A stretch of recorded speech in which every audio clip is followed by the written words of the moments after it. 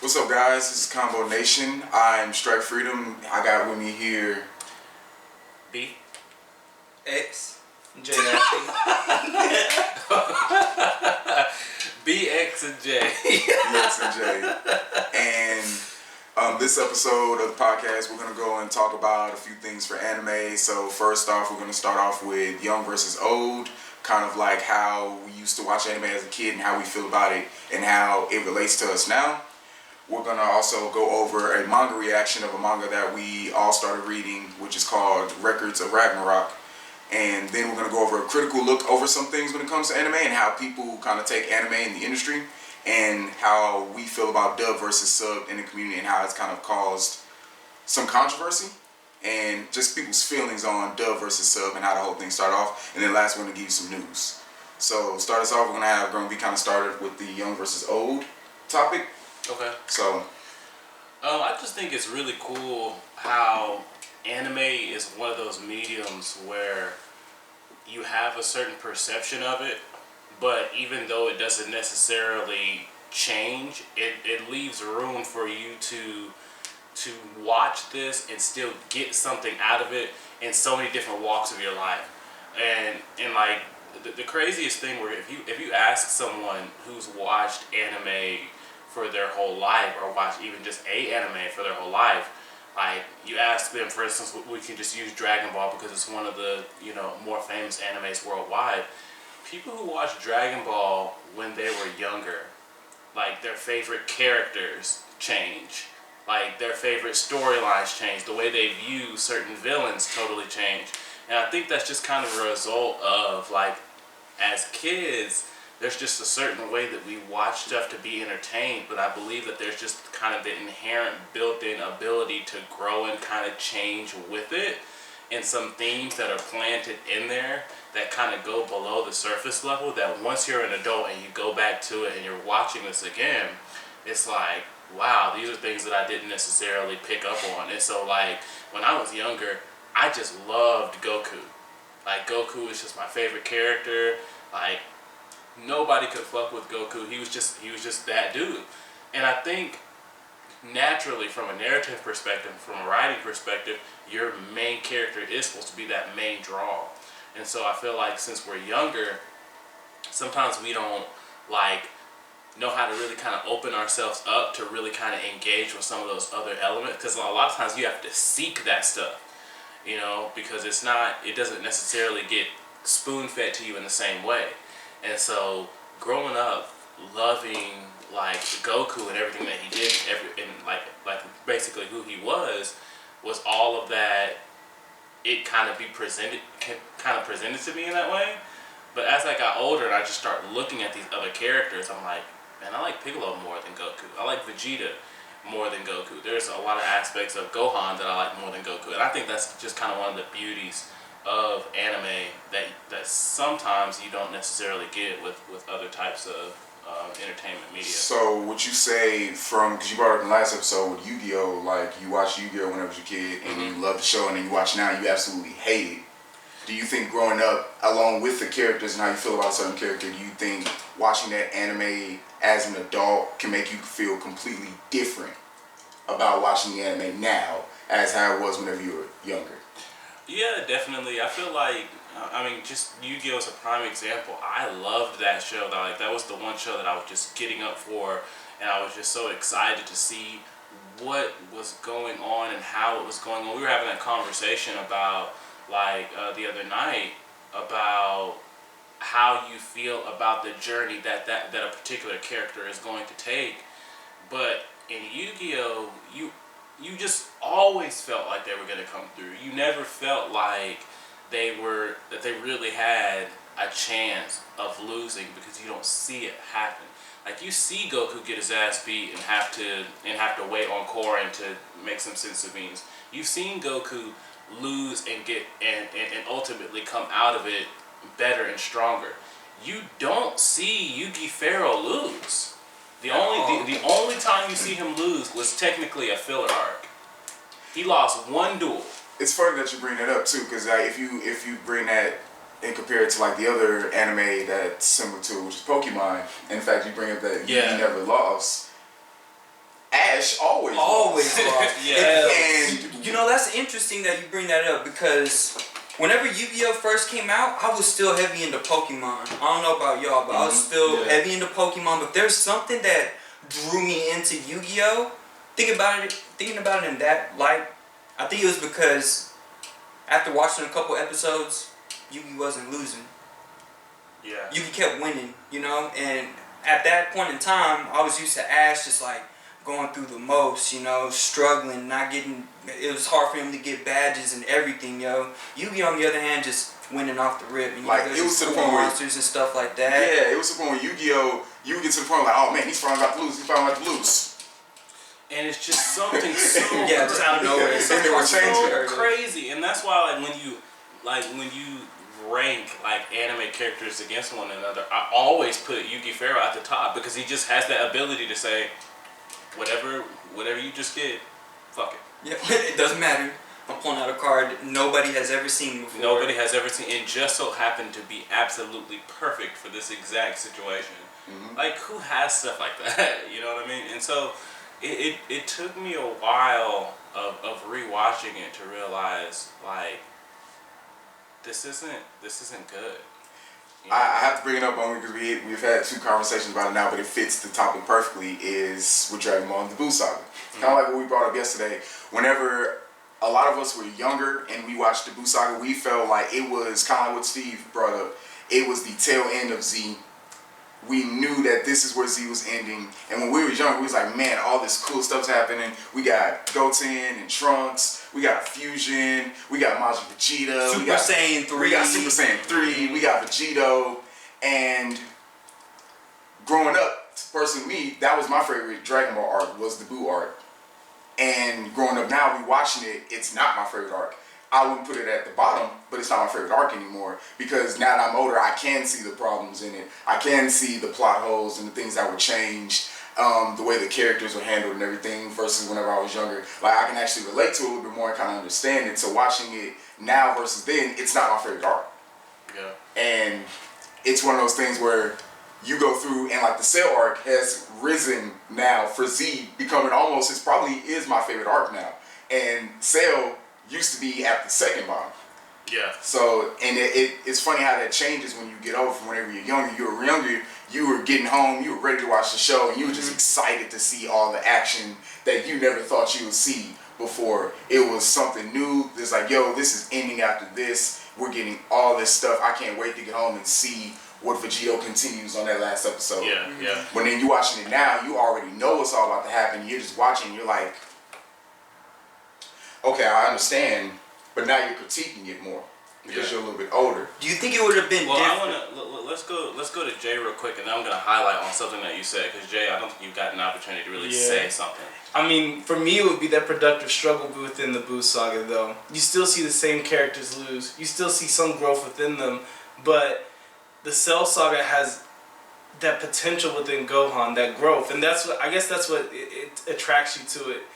But within Buu, it's a lot more. You're kind of overwhelmed by everything, and then there's so much going on that you do get those holes going on within it. And like, it's funny that you bring up Gohan because whenever we like, and we probably all weren't around the same age around that time that happened, but like whenever we were watching it, we were around Gohan's age. So we see Gohan beating Cell. You're like, whoa! Like, Oh my god! This little guy just went stronger than everybody else in the show and just beat this main villain. Oh my god! Because if you think about a shonen, that's what shonens are. It's about the younger, like the teens. And watching a shonen when you're an adult, you see it different. Mm-hmm. You see it very different now. Keep going. So, it's interesting that watching it now, something that used to be your favorite, you would say nothing's ever gonna trump this, nothing's ever gonna be able to be better than this, and then 5-6 years later, you're like, no, I'm gonna watch that again, and you're like, yo, did I really think that? Now, here's one thing that crossed my mind. Let's say that we stopped watching, all of us stopped watching Dragon Ball after the Cell Saga for a little while until we got to where we are right now, and we watched from that point on to the end. How drastically do you think we would feel about it, seeing that, experiencing it for the first time at an adult age, considering all these factors? I honestly think we would enjoy it, but kind of like how we had the feeling for Star Wars. Okay. I think we would enjoy the entertainment aspect out of it, but I think we would have those thoughts in our mind like, this probably didn't make fully sense. This didn't really go. It was enjoyable, but you could tell you knew things in there that didn't make sense. But at the same time, it's that difference of amazement. As a kid seeing Super Saiyan 3 for the first time, I know I freaked out. Oh, bro. Yeah. And so even think about the new Super arcs. When you see Goku blue, Hey, bro. and you see Vegeta go to blue for the first time, you still have that kid inside you. Honestly, watching Resurrection F, bro. watching Resurrection F at the end of the movie whenever Vegeta goes blue, I did get excited because I was like, yo, not only did Goku just get this transformation, they gave it to Vegeta and we got to see it because it was one of those things where Frieza looked like he was done. Yeah, he kicked Goku around, but then Vegeta steps up and Frieza mocks him and he's like, powers up, and he goes to blue and it's like, yo, what? Like, last transformation we saw anybody get was Super Saiyan 3 and only Goku got it. We get this new transformation, aside from God, we get this new transformation and Vegeta gets it too. That's a big thing. Like, that's a big thing for Super because it kind of brings back that factor of amazement of when we had with Super Saiyan 3 or even Super Saiyan 2. Like, it's like, oh. But there's less plot holes in Super. It's like they know they're No, but here's the thing, to kind of actually answer that question. If the Cell saga ended 20 years ago, I guess is what you're saying, and then the Boo arc started this year and we watched it as adults for the first time, like, I feel like the reaction would be more of what we kind of say about the Boo arc now, because I think we kind of see that in Super, and a lot of audiences and their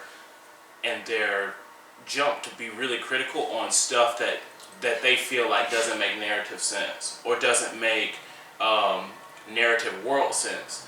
And so basically when you set up, I think people don't have an issue with you presenting something that doesn't make sense to them, but when you create a world and you create a logic of that world, and as long as you abide by the logic of that world, people are typically fine with it. And I think that there are just some things that you establish in your world, and when you go against that, that's when people start to say, I'm not really, because people like, as far as stuff not necessarily making sense, I mean, I know for the most part, like with some of us, we kind of like work it, kind of grind it down because we understand that, like, you know, it's a process, you know what I mean? And so, but like people, when it comes to like Kefla and I mean not Kefla, Kale and Khalifa and all stuff like that, stuff that doesn't kind of make sense right off the screen, people tend to attack it. And I don't think that there's anything wrong with that, because for the most part, stuff should make sense right off the screen, you know? And I think that's kind of people's issues. That goes into more in the critical look, so we can jump back into that once we get to the critical look spot, because that's a really big thing, because that also goes into how people and fans feel the fact that we got all these social medias and we can kind of like, hey, put this in the show, because like when it comes to Kale and Khalifa, everybody's always wanting a female Super Saiyan. And then we get two, but the way they did it was like, you gave it to us, but kind of should have went about it a different way. And I think we can get that on to the critical look. I had one more thing just before we move on, and it was about I feel like this was the first level I took, the first step I took towards a level of maturity, and it happened after I finished watching Yu-Gi-Oh! For the first time. There was just something that happened in me where I stopped watching anime. You know, I was in middle school, and I just started growing up, you know, just like everybody else. I felt like that was a thing to do. Like, I need to stop watching these cartoons. I didn't know that was anime back then, right? And so, I was just wondering, what was that point for y'all, and what brought y'all back? Mine was after I finished Yu Yu Hakusho, and I put down my Pokemon games. And I love Pokemon Fire. It's weird how that all happened like at the same time. I stopped playing drops. Right, exactly. I would say the same for me, because like I stopped really watching anime and I just started mainly playing the game a lot more. Like I would always have the TV on, but back then for us TV, if you wasn't finding anime on the internet, you wasn't watching anime on TV other than Adult Swim. and Toonami and things like that. So whenever I started to get over, I just started drawing more and I started dancing, and I kind of anime just kind of became a side thing. And I remember it was my freshman year, and something for Gundam just popped back up, and I was like, man, I want to watch Gundam Seed again. Like, it's been so long. And Gundam Seed, watching it as me being a little bit older, I was able to like understand like the meaning behind the war and everything, how everybody felt about everything. When I was watching as a kid, I was like, oh man, these mechs are fighting, this is dope. Like the Strike Freedom, I was like so happy about that. But then whenever I got older and I was able to understand Gundam a lot better, it really made me like the show a lot more, and that's what branched me back into anime, because I was like, yo, I didn't realize Gundam was this deep.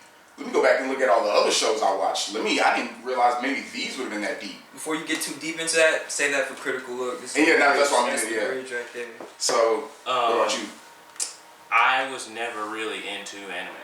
I was just into Dragon Ball and Dragon Ball Z, and so I watched Dragon Ball and Dragon Ball Z, and when they ended, they just ended, and I kind of just moved on to watching different things. Like, I never considered myself as a young kid like an anime fan. I liked Dragon Ball, I liked Yu-Gi-Oh!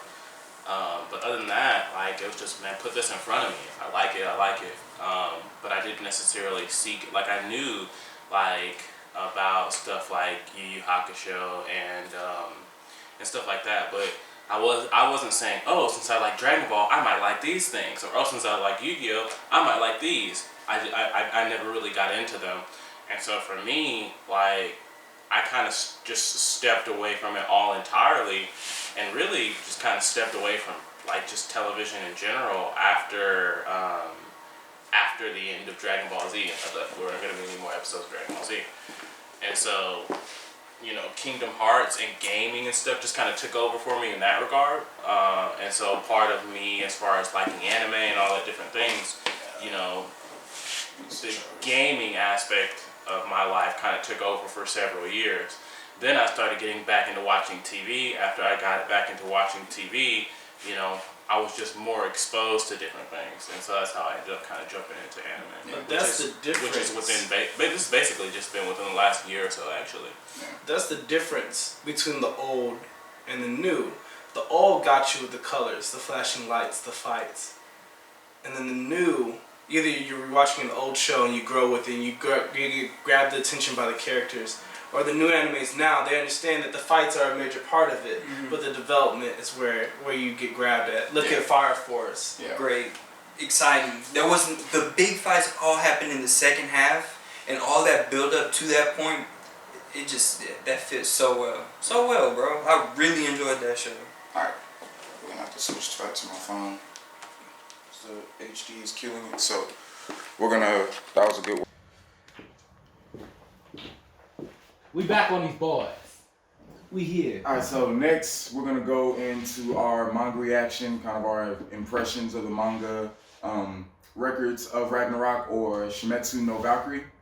We're gonna we've read up to the first 8 chapters, and we're gonna talk about the first chapter, how it kind of sets up the story, and the first major battle that happens, and kind of what we think the story's gonna go, like where it's gonna lead into, and possibly how it's even gonna end, because it's still a freshly new manga. Right now there's only 25 chapters out, so we're kind of gonna give you guys our take of each battle for each podcast we do anime related on. So for that, guys, I found the manga. Chapter 6. I don't know. So I found the manga and kind of showed them and kind of gave them it out. So Jay, you seem very, very excited from what you got to read in the manga. And I read up to chapter 10, so I'm a little bit ahead of them, but not enough to where it like makes a big difference in what we can really go on. So Jay, how do you feel? Well, before you go, I think it'd be nice if we read the synopsis. Well, it is. So yeah, let's X, you got pulled up. Let's go ahead and read the synopsis for everybody. He's good with 3 O's.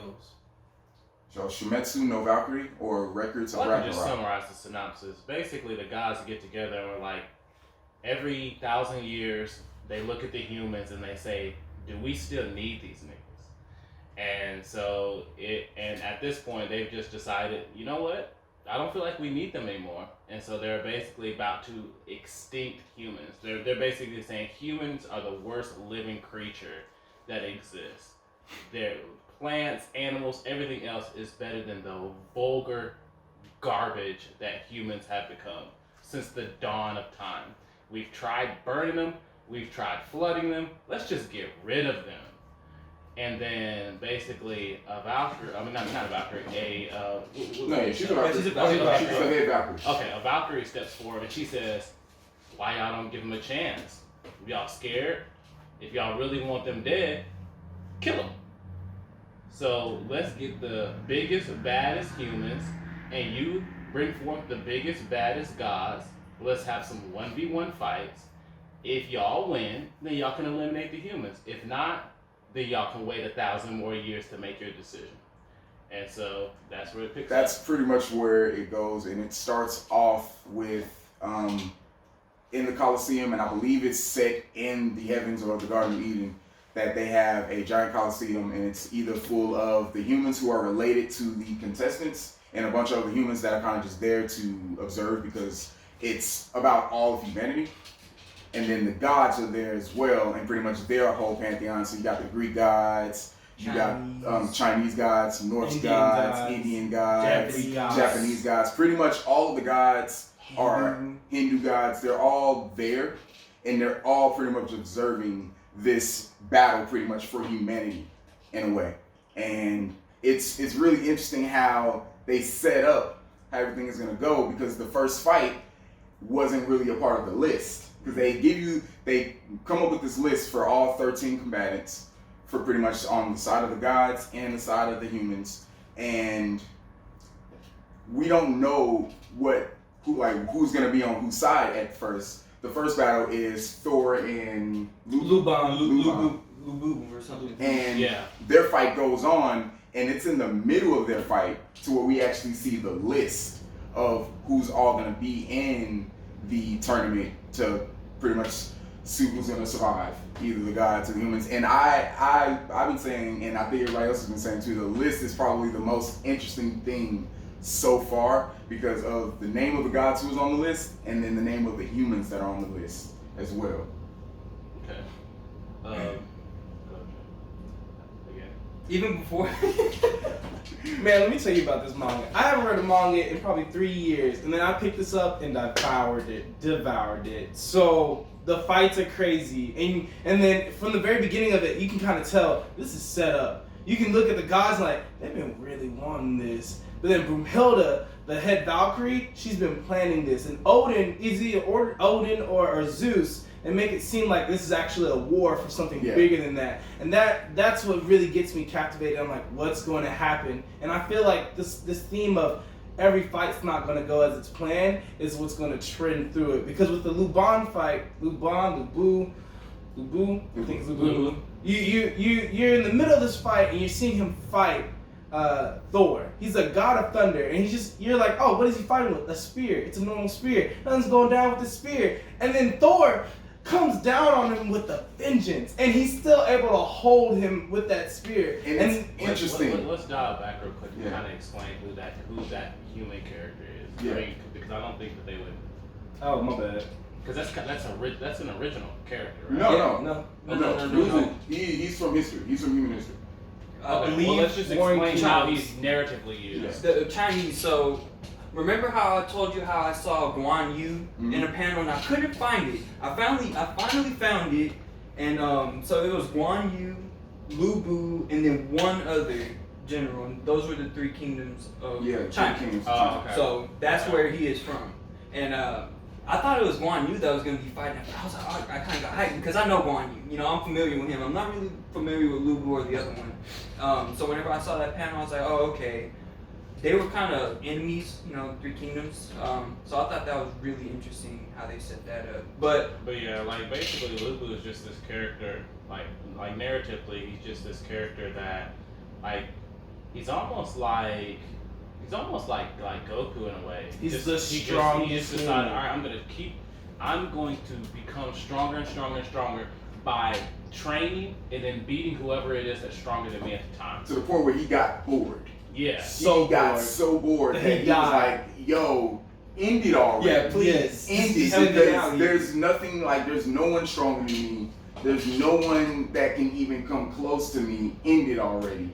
And seeing him fight against Thor, who Thor, whenever they step up to each other, he's not really worried. He's holding Mjolnir with one hand, and he's just like not really taking him as a joke. And then when they go into detail on how the humans are able even to fight the gods, and the Valkyries pretty much are becoming divine weapons, that way the humans actually have a chance to fight against it, because human weapons can't touch divine weapons. They can get shattered in one hit. So there was like no point.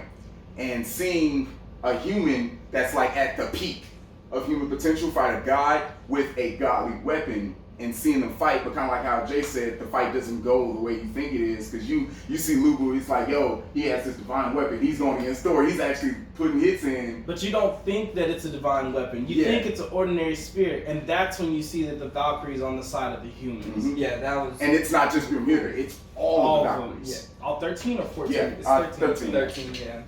I really liked, I don't know why we skipped this, the flashback of Thor, bro. Yeah. Slaying the giants with ease. Yep. Ease, bro. He basically that flashback, and then just another moment basically shows like Thor had a trump card that was supposed to beat everybody, and then another trump card that was supposed to beat the people that weren't everybody. Yeah. And Lubu basically went head up with both of them. Like, Thor had to go to his third trump card. That's the interesting thing, and I think that's where, like, whenever you see Zeus and all the other gods, like facial expressions, whenever he's they're like, serious now. Like, not serious. even that. They're like, yo, how? Aside from the weapon, how is this human surviving? Yeah, surviving. Like the weapon, the weapon is how they going toe to toe with him. They're like, how is he surviving? He's taking the damage. How is he surviving hits from Thor? Yeah. Thor, and we're not talking about underpowered Marvel Cinematic Universe Thor. We're talking about true Thor. Yeah. Thor. Like Thor that smacks giants Thor. Yeah. And it is so interesting that they're seeing these humans and they're seeing them fight back against these guys, and it's like, all right, they got more into them. The guys start becoming real intrigued by it. Intrigued and worried. They start to become a little worried as well. Like when it's literally the same thing as when all the gods of destruction saw that Goku was mixing everybody up. Like that moment where they go around and these dudes are like, man, who is this dude? Like that's exactly what the gods were saying. And this is only the first fight. This is only the first fight. So back to the list that set the bar really high. It did. Yeah, that's a good way to start it. That gives you the impression that gives you the impression that that's going to be the best fight, but it can't be. It can't be. Because it's the first fight. It's the first fight. You know Yeah, what exactly. So, and kind of like what Jay was saying, I'm glad that the humans didn't win off rip. Like I'm glad that they lost. You said that? My bad. Romy said that. I'm glad that they lost, because now you see the list and then you see Lubu lose, and it's like, all right, now we know who's gonna be in this tournament, and the names on the list is kind of how this is what we're gonna break down and kind of see like who we think, aside from two characters, because I already know who they fight because they're the next fight. Everybody else, we're gonna kind of give our predictions on who they're fighting. The funny thing is that first fight is kind of the reverse of what you see kind of in WWF, like wrestling. Like, you know how when you got this big wrestler, right? And what they do is they use, like, they take an already known good wrestler, and to put the new good wrestler over the top, they'll just have him slaughter whoever was good before.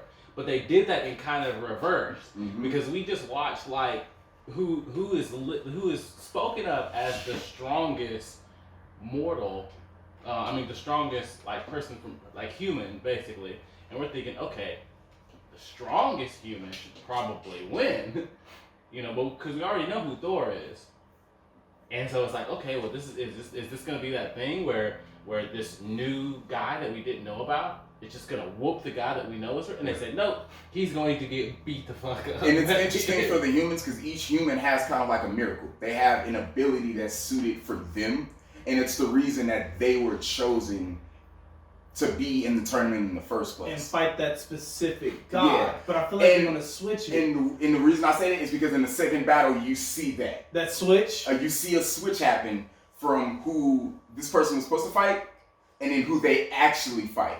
So, and I think that it's possible that can happen a little bit more. But let's go through the list. Let's kind of because this is a good way, like if you haven't seen manga, this list is a good way of like putting you like, okay, this is going to be interesting because it made me want to see how they're going to represent these characters. Yeah.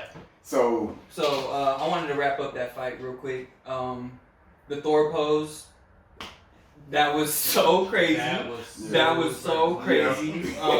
When his hammer shattered the veins in the hammer, that was crazy. He had the gauntlets on because he didn't want to break his hammer. That was just a crazy twist. And then poor Lu Bu, man, got his face. And I will say, this was the one thing, and I said this earlier before y'all came, is that whenever Lu Bu lost, whenever you realize he lost, I think Thor was just going to let him die naturally. It was Lu Bu charging at Thor that made him actually end him. Because Thor put down his hammer. He turned around. He was about to walk away out of the ring. He really was. Like Thor was done. He respected him for not only being a human, but being able to go toe to toe with him. But Lu Bu, I guess that human arrogance, that's what drove him to hop back on that horse and try to charge at him, knowing that he already didn't have an arm, and he was already pretty much dead anyway. So you think that? Do you think some of the guys would be showing mercy? Yeah.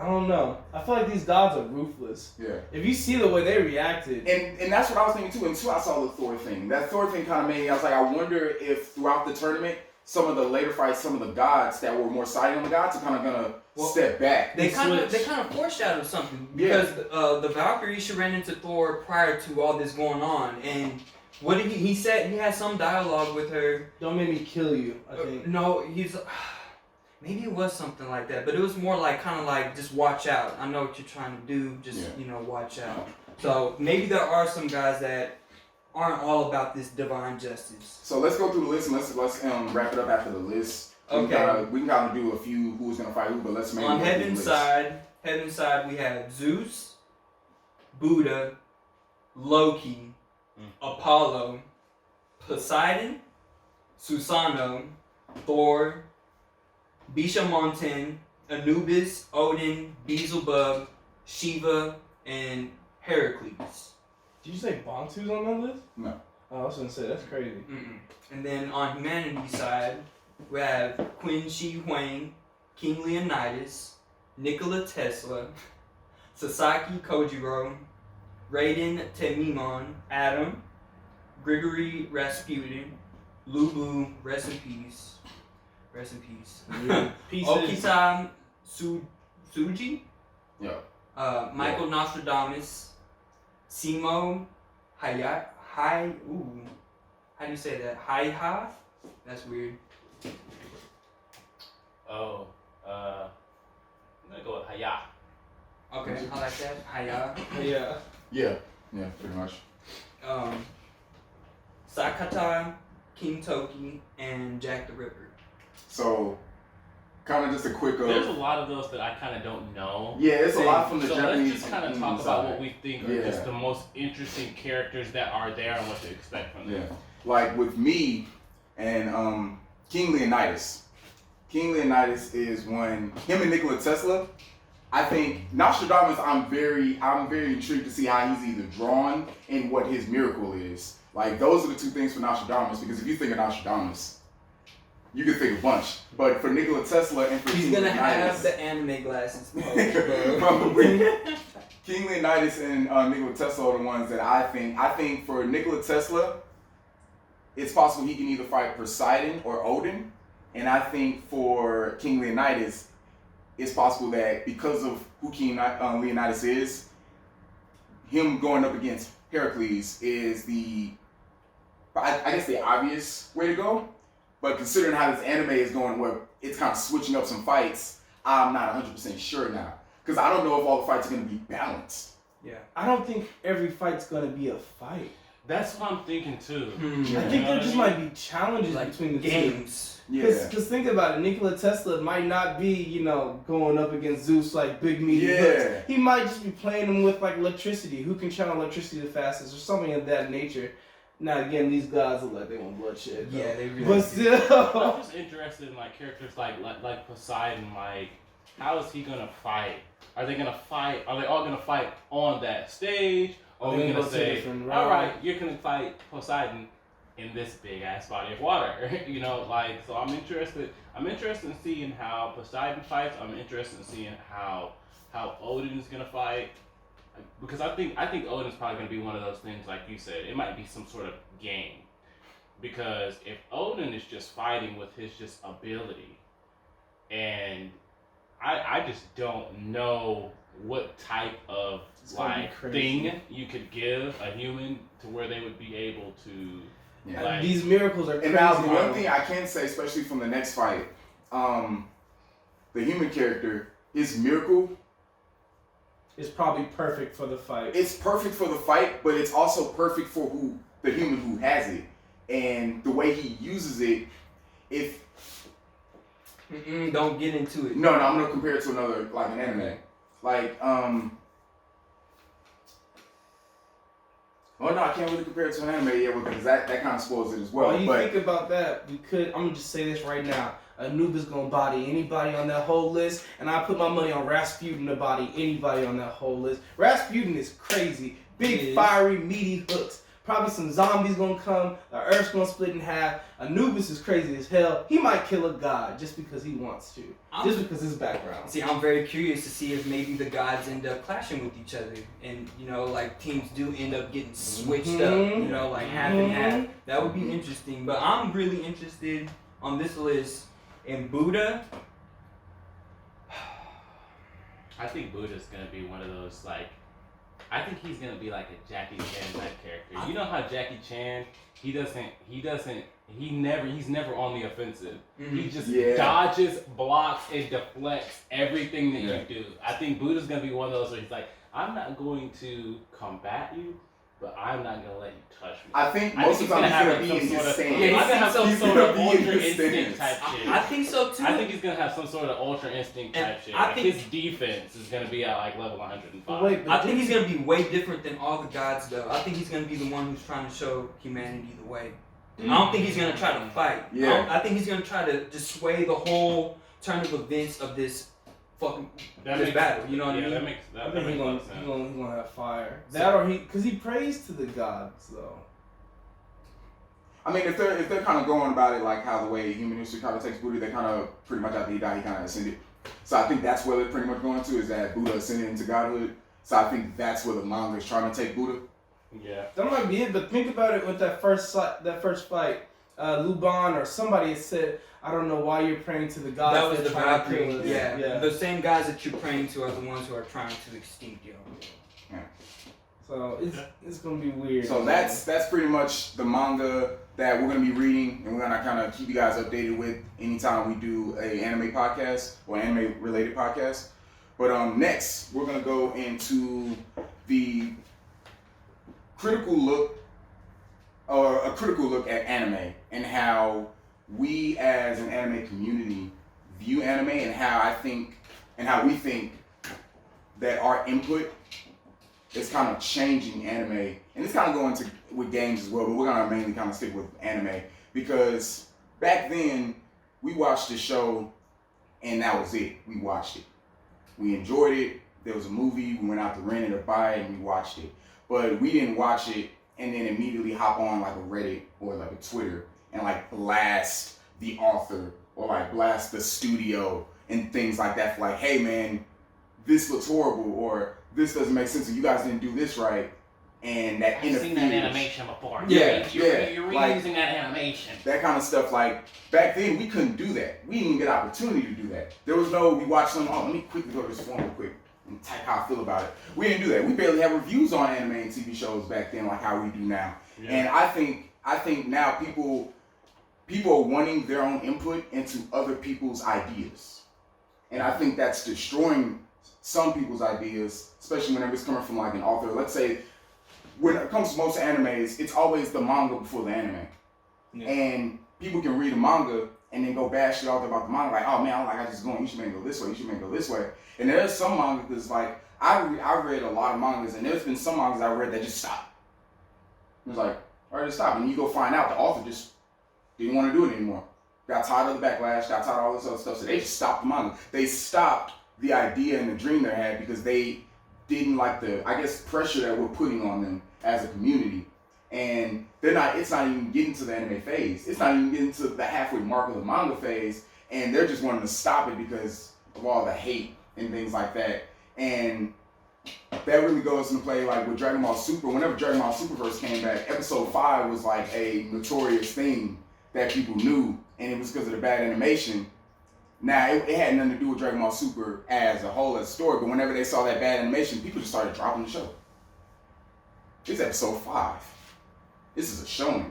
People were just dropping the show. Going on Twitter, going on Reddit, blasting Toei and things like that. And then as soon as Toei, if you go back to Dragon Ball Z, there's a lot of episodes in Dragon Ball Z where they look ugly. Bro, there was one episode, man, where Vegeta was looking like Mr. Fantastic.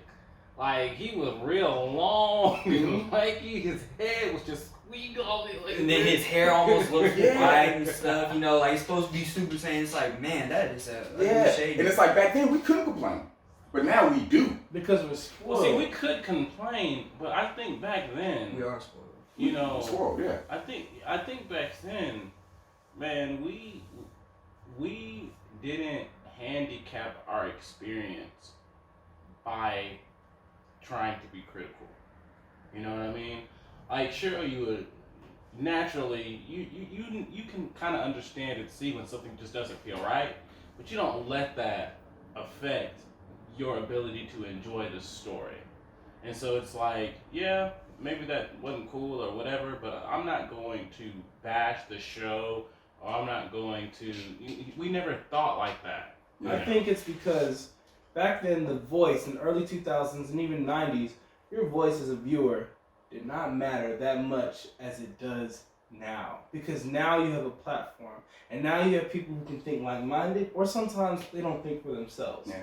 And so as an artist, instead of just not hearing these thoughts or not hearing these complaints, now you're getting hit with everything. Like they're getting hit with thousands upon thousands of emails, letters, messages on like their social medias and stuff like that. And it's not just the artists too; it's the people who are working in this whole studio. The whole studio. These people that slave over this type of job and the underpay that they get, and we as viewers have the right to criticize them on something that we want because of our selfish needs, instead of enjoying what they put their blood, sweat, and tears into. And the community is so toxic that it can be a show that is good and has like one bad season, and then you're just like, nah. And then because of the whole community has now flooded negative energy into that show, even if it did something good, and I'll bring it like with Sword Art. Sword Art had 2 bad seasons. The first half of the first season was great. 2 bad seasons. It came back with Alicization. Every episode, art was beautiful. The story was great. Alicization Part 1 and Part 2. Now it is so good. It was in the top 5 animes of 2019. Like from votings, it was in the top 5. But people hear Sword Art, I'm like, Sword Art was it went down here. It was bad. And now people aren't giving it the chance because of all the negative like hype and press that people already gave to something that was older. And now I feel as in the community, we just don't like giving things a chance anymore. Like we don't like to wait. But what about those studios and those creators that really don't care? Because when Black Clover came out, people hated Asta. They're like, this guy is loud. He ain't really doing nothing. And guess where he's at today? He's still loud. He still don't care. And that's the top 10. People love him. Right now. So it's one of those things where, as a content creator, I guess you would either have to listen to your viewers or you accept it. just follow your own creative passion. Exactly. See, whenever I started getting back into anime, one of the first shows that I watched, shonen shows, long shows that I watched, was actually Naruto. And back in the day, bro, I used to bash on Naruto all the way up until 2015, bro. I would not. Anything Naruto, Yeah. Fuck him. Yeah. See, yeah. You Like, shoot fuck no him. juke? Nothing, bro. Nothing. And in 2015, I watched Naruto and Naruto Shippuden. I caught all the way up. I watched all of it, and I was like, man, why was I so critical and thinking of that at a young age? And I was comparing them to Goku. Yeah. And I'm like, all these comparisons we make, bro, it's good, but it's bad at the same time. You know, it's okay to compare some things that are alike and some things that are different, but there's a fine line between doing so and being overcritical of certain things. Because like you could complain about something like that. It's like, oh man, this isn't like that. This isn't like that. And then they make it like that. And it's like, why did you make it like that? And it's like, wait, what did you want?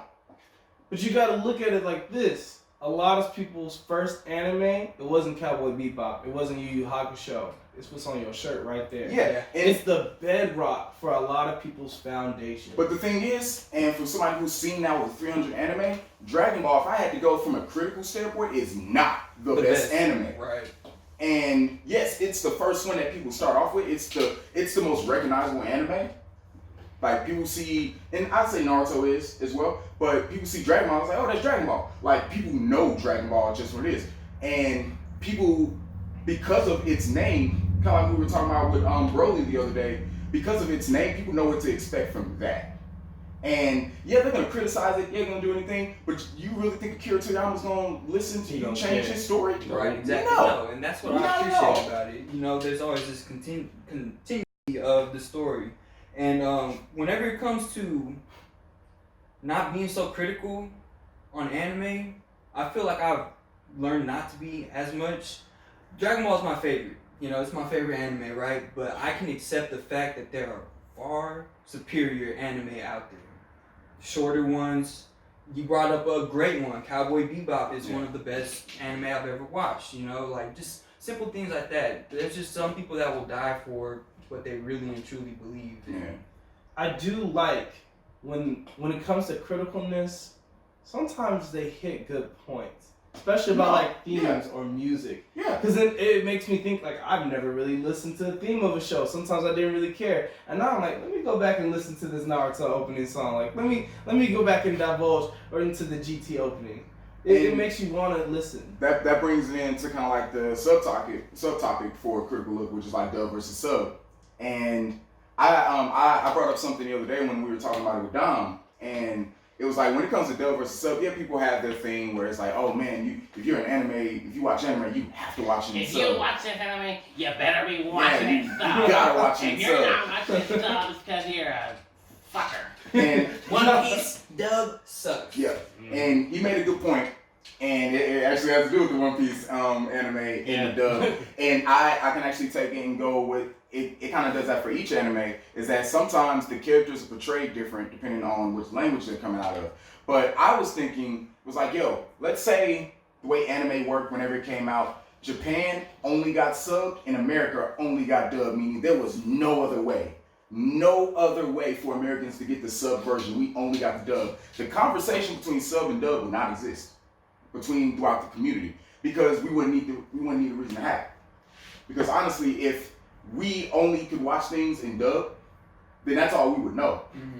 So there would be, oh man, you're an anime lover? Oh, we would just be, oh yeah, you're an anime lover. It wouldn't be what you're watching in sub or dub.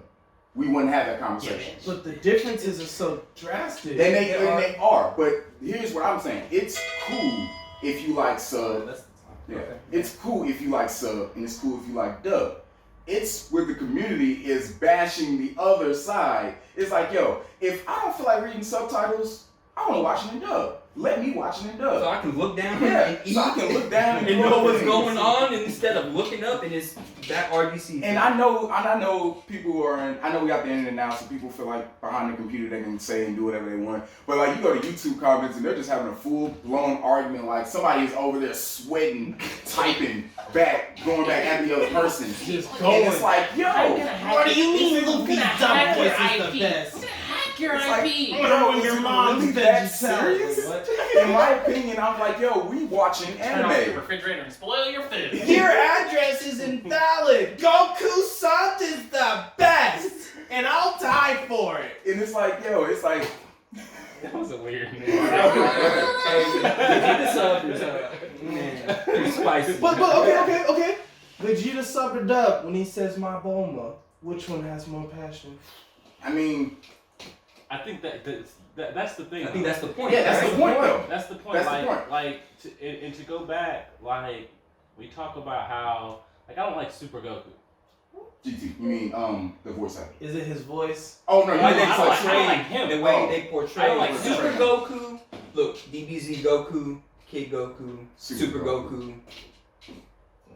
GT Goku. Oh wait, where'd you put GT Goku? Put GT Goku. So Z. GT Goku? I put Kid and GT Goku Okay. right Okay. here. Same. Okay, cool. I thought But y'all- it's like, y'all man, know. the best of Goku's character for me comes off in Z. Oh yeah.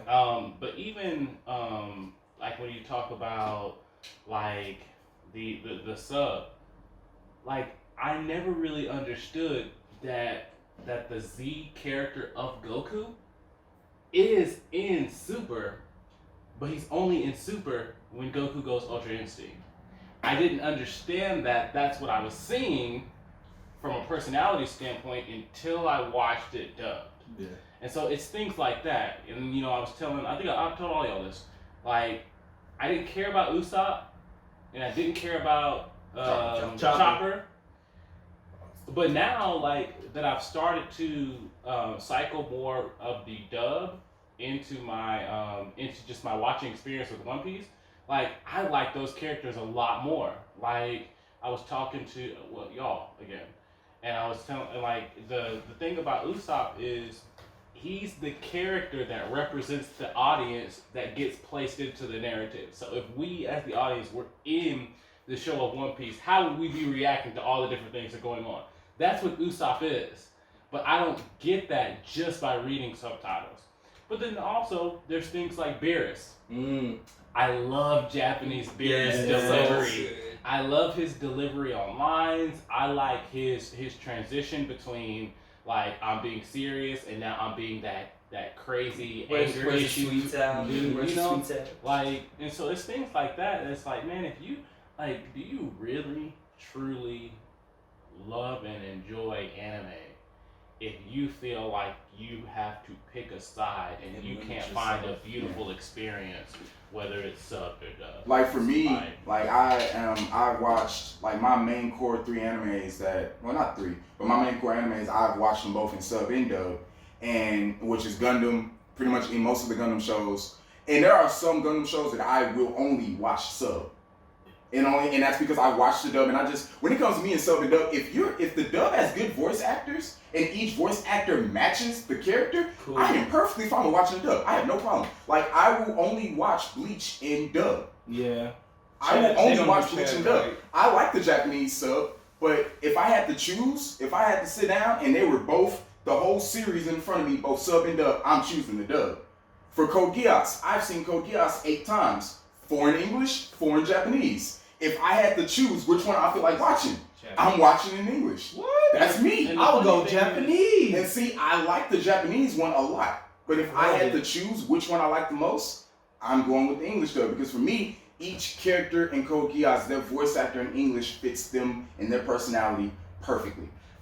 There's been times where I've sat back here and watched One Piece subbed, watched 4 or 5 episodes, and then get on my phone, walk into the living room, and put it on dub, and pick off on the same episode and not miss a beat. Like, there's something to offer in both.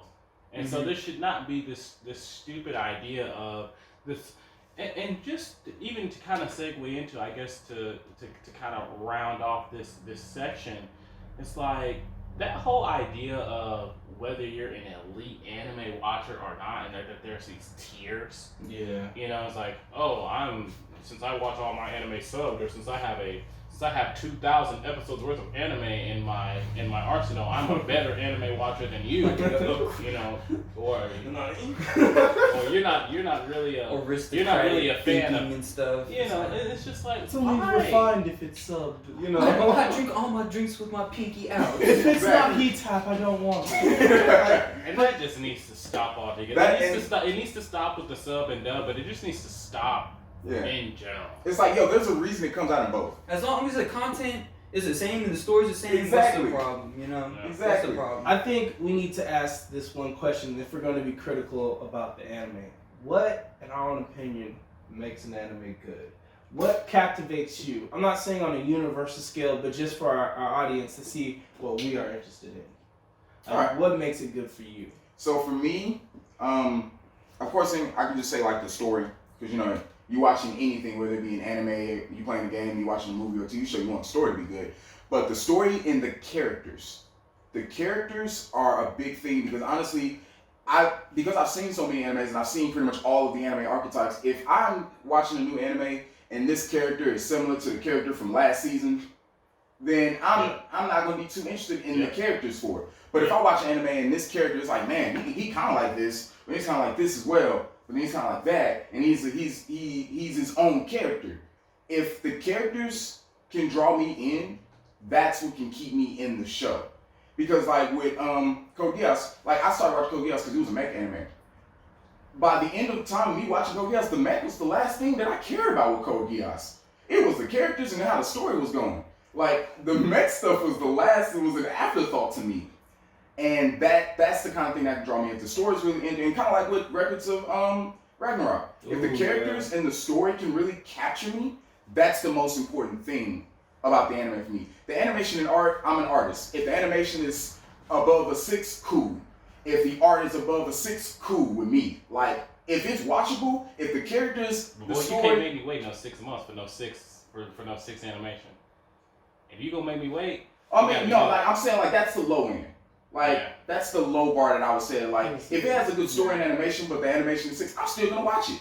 I'm still gonna enjoy it. Like to me, when I'm watching an anime and they're putting out new episodes every week and they don't take more than a 2-week break, like you can't expect 10 out of 10 animation. Exactly. It's impossible. It's impossible. There's you can either have something good, cheap, or fast. But you can have 2 of those 3, but never all 3. Mm-hmm. If it's good, it's gonna take a long time and it's gonna be expensive. Mm-hmm. So I like the fact that you brought this up Yeah. because I brought this up to them without you being here a few days ago. Whenever we were talking about this whole last subject and you just brought it up, that's a really good point. So that's how it is for me. Like, if the story's good, if the characters are good, and the animation is watchable, that's enough for me to give the anime a chance to see if I really like it or if it's just another anime. Characters have to grow and change with me. I'm not saying that you have to be a different character in episode 15 than you are in episode 30, but in season 2, from season 1, I need to see change. I need to see difference. Mm-hmm. And so, I mean, this is a prime example. We already talked about this. Getting better at what you do does not mean you've changed the character. So just because you've trained to become stronger doesn't mean that you've changed. That's not your character changing. That's your arsenal, your skill set changing.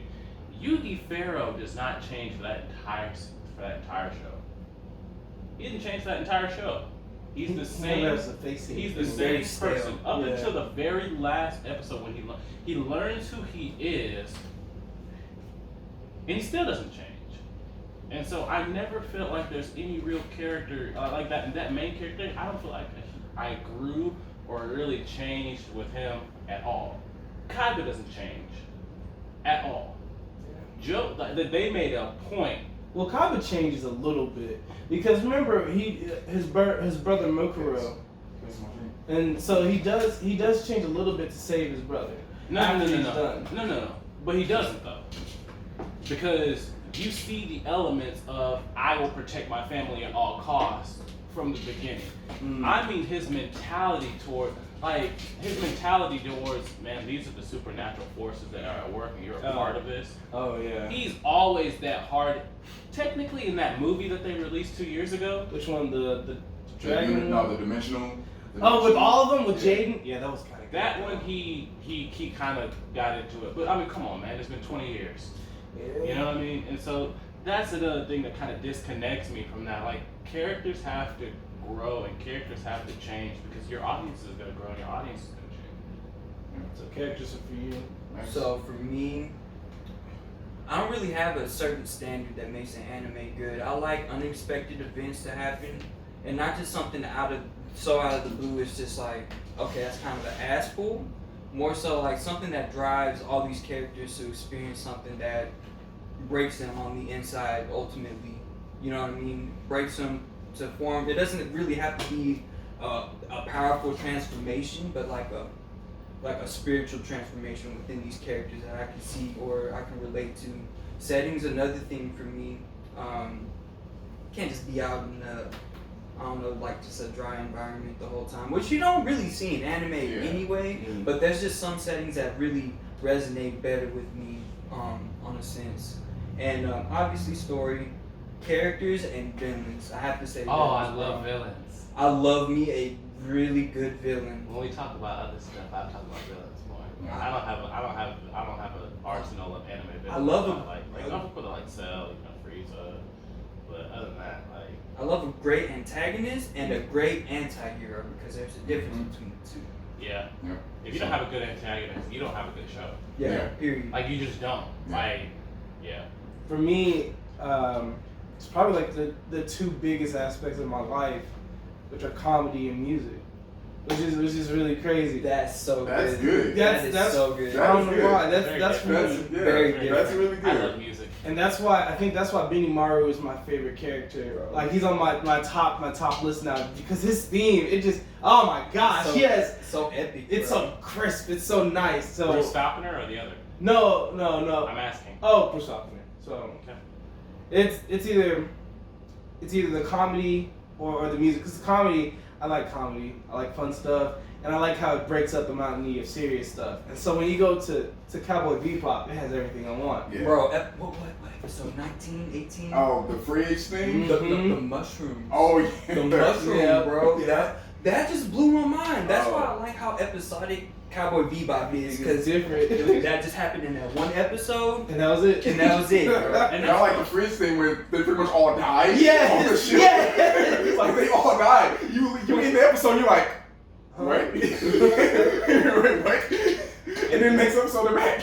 The funny thing is, man, when we talk about like the most famous anime, like man, Dragon Ball was supposed to be a straight up comedy all the way through. Mm-hmm. And Dragon Ball, for the most part, is like up until Kiko How. like all that. But like for me, one of my favorite moments where I was like, Dragon Ball works well as a comedy as well, was when Goku had to dress up as Monaka. Oh, man, that was so Goku had to good, dress bro. up as Monaka No, you mean to Beerus. fight. Beerus. Yes, yes. Beerus had to dress up as Monaka. But you see how all these characters had to think up and add to this story on the fly. Like Piccolo just pops up and he's like, I'm being controlled by Monaka and his powers. And the Vegeta's over there helping him out. and it's just like they have to think so quickly to try to maintain this illusion because of how important they think. That's just an extremely funny episode. I love that episode. So and music, I love music, man. Yeah, man. Yeah. Like one of my favorite like anime songs, just like, and I mean like all of the songs from the anime comes from Genesis of Aquarion. Ooh. Like if you haven't seen Genesis of Aquarion, the soundtrack and score for that anime is amazing. Like game level amazing. I'm gonna give you a few. Like Yeah, Genesis of Aquarion probably has one of the best anime scores I've ever heard, and that it's a good thing that it's funny that you bring up music because yes, music does play a good part because especially in the things like battles, like battle themes can make a whole battle scene different. I got a music anime for you. Let me know. Oh, Carol on Tuesday. Tuesday. Time to put it in the list. But that pretty much wraps up that. Going into a little bit of anime news, and it's really not much has been going on lately. There are a few big anime movies coming out from a lot of the shows and seasons that are coming out. Like we have the Demon Slayer movie that's coming out later on this year. This is gonna be good. Something that came out late last year, but it's coming on Blu-ray. So, and the reason I'm putting it in the news because it is coming on Blu-ray in March is the One Piece Stampede movie So if you didn't get to watch that and you're a big One Piece fan, the Stampede movie comes out March 17th, 2020. I saw that this morning. When's the Code Geass movie coming to DVD? So the Code Geass movie is coming to DVD in April, I believe. Don't buy that on face. It's coming out in April, and y'all know that's something I'm excited about. Oh yeah, for sure. Earlier today, Dragon Ball Super is coming back July 2019. As you can tell, he loves Dragon Ball. oh, But Zenitsu, thunder breathing technique. Let's go. there's a few other things. We got, of course, the seasonal animes that are coming out that are out right now on Crunchyroll and Funimation that you guys can check out. And of course, since we talked about it, read and look at the manga for Records of Ragnarok, Shumetsu no Valkyrie. Look it up. Great manga. We're all enjoying it right now. Anubis!